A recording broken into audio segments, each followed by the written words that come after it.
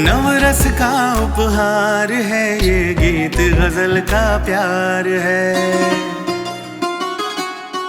सूफी बतियाए सबसे यहाँ ये दोहों की बौछार है। आध्यात्म से जोड़े सबको, आध्यात्म से जोड़े सबको, पावनता से गुलजार है। कविताओं की ये बयार है, ये काव्य कुंज रसधार है। कविताओं की ये बयार है, ये काव्य कुंज रसधार है। ये गीत गजल का प्यार है, ये काव्य कुंज रसधार है। पावनता से गुलजार है, ये काव्य कुंज रसधार है। नमस्कार, काव्य कुंज के इस एपिसोड में मैं कवि राजीव शर्मा आप सभी का हार्दिक स्वागत करता हूँ। खुशी ऐसा इत्र है, इसे हम जितना दूसरों को लगाते हैं हमारी उंगलियां स्वतः ही उतनी महकने लगती है। खुश कैसे रहा जाए, इस बात को गीतों में, गज़लों में, शेरों में भी बताया जा सकता है। और शायरी क्या है? दिली जज्बात का इजहार है। दिल अगर बेकार है तो शायरी बेकार है। जालंधर से हमारे बीच निधि जी पधारी हुई हैं। निधि जी हमारे सेगमेंट महक शायरी के अंतर्गत अपनी बात रखने जा रही है।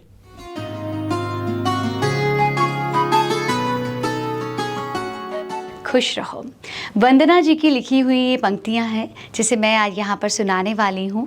अपनी खुशी टांगने को तुम कंधे क्यों तलाशते हो, कमज़ोर हो ये वहम क्यों पालते हो।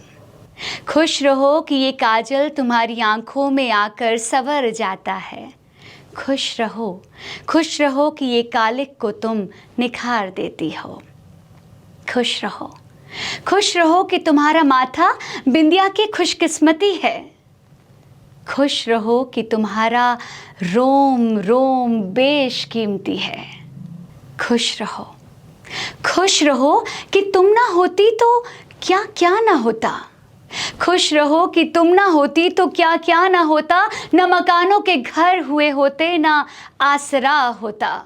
न रसोइयों से खुशबुएं ममता की उड़ रही होती, न त्योहारों पर महफिलें सज रही होती। खुश रहो कि तुम बिन कुछ नहीं है। तुम्हारे हुस्न से ही आसमान दिलकश और ये ज़मीं हंसी है। खुश रहो कि रब ने तुम्हें पैदा खुद मुख्तार किया। फिर क्यों किसी और को तुमने अपनी मुस्कानों का हकदार किया। क्यों? खुश रहो कि तुम जान लो तुम क्या हो। चांद, सूरज, हरियाली, हवा हो। खुश रहो, तुम खुशियाँ देती हो, खुशियाँ पा भी लो, कभी बेबाक गुनगुना भी लो। खुश रहो, अपनी मुस्कुराहटों के फूलों को अपने संघर्ष की मिट्टी से खिलने दो।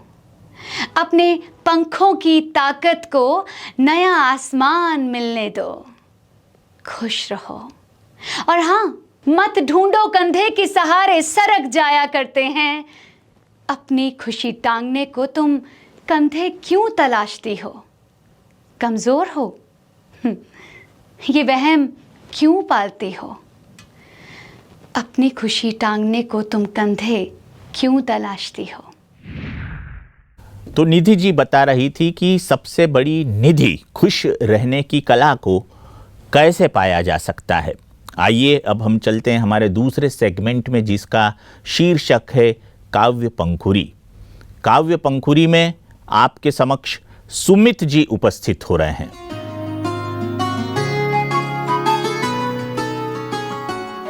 कि उनसे बांध कर मैं अपने रिश्तों की यूँ डोर रखता हूँ कि अगर कहे कुछ तो उनके चरणों में मैं अपना सर रखता हूँ। अब भगवान चाहे तो होने ना दे मंजिल पूरी मेरी, कि भगवान चाहे तो होने ना दे मंजिल पूरी मेरी। उनके साथ रहने के लिए मैं अपना दिल का टुकड़ा उनके पास रखता हूँ।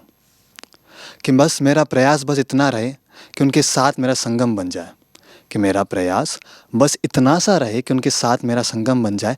वो देखे अगर मुझे किसी पीड़ा में तो उससे सहा बिल्कुल बना जाए, और किसी पड़ाव में अगर भटकूं मैं मार्ग अपना, कि किसी पड़ाव में अगर भटकूं मैं मार्ग अपना तो वो आकर मेरे कदमों का रास्ता बन जाए, कि अगर वो देखे मुझे किसी पीड़ा में तो उससे सहा बिल्कुल भी ना जाए। और एकलता तू ही तो है जिससे बांध कर मैं अपनी ये डोर रखता हूँ, अगर कहे तो कुछ तो तेरे चरणों में अपना सर रखता हूँ। एक तू ही है जिससे बांध के मैं अपने रिश्तों की यूँ डोर रखता हूँ। अब अगली बात कुछ ऐसी है कि जब भक्त भगवान से कहता है कि एक तेरी ही आस में जीता हूँ मैं अक्सर, कि एक तेरी ही आस में जीता हूँ मैं अक्सर, कभी तो मेरा अनकहा दर्द भी तू समझ लिया कर। कि एक तेरी ही आस में जीता हूँ मैं अक्सर, कभी तो मेरा अनकहा दर्द भी तू समझ लिया कर। और सभी की तरह मेरी भी पुकार है तुझसे, कि सभी की तरह मेरी भी पुकार है तुझसे, कभी तो मेरी परेशानियों का हल भी तू ढूंढ लिया कर। तेरे संग संवारता हूँ मैं इस जगत में अपने खुद के आशानों को, कभी तो मुझसे अपना किराया भी तू पूछ लिया कर। बिन लिए ही तूने मुझे सब कुछ दान कर रखा है, कि बिन लिए ही तूने मुझे सब कुछ दान कर रखा है, कभी तो मुझे अपने पास बुला लिया कर। और टूटकर पूरा चूर हो चुका हूँ, कि टूटकर पूरा चूर हो चुका हूँ सबके दिए हुए ज़ख्मों से, कभी तो अपने पास बुलाकर अपने सीने से तो मुझे लगा लिया कर। एक तेरी ही आस में जीता हूँ, कभी तो मेरा अनकहा दर्द भी तू समझ लिया कर। तो अभी आपने सुमित जी से रिश्तों को लेकर अपनी बात सुनी। आइए अब हम उस सेगमेंट की तरफ चलते हैं जो आपका अपना सेगमेंट है।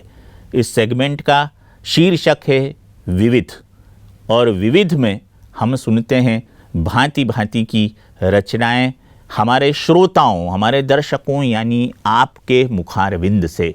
तो आज हमारे श्रोताओं के बीच से कौन कौन कवि साथी उपस्थित हो रहे हैं और वे क्या क्या सुनाने जा रहे हैं, इसका आनंद अब आप स्वयं लीजिए।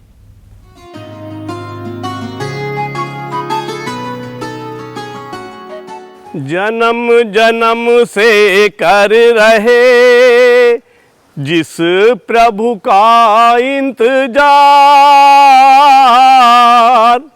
वही पिता परमात्मा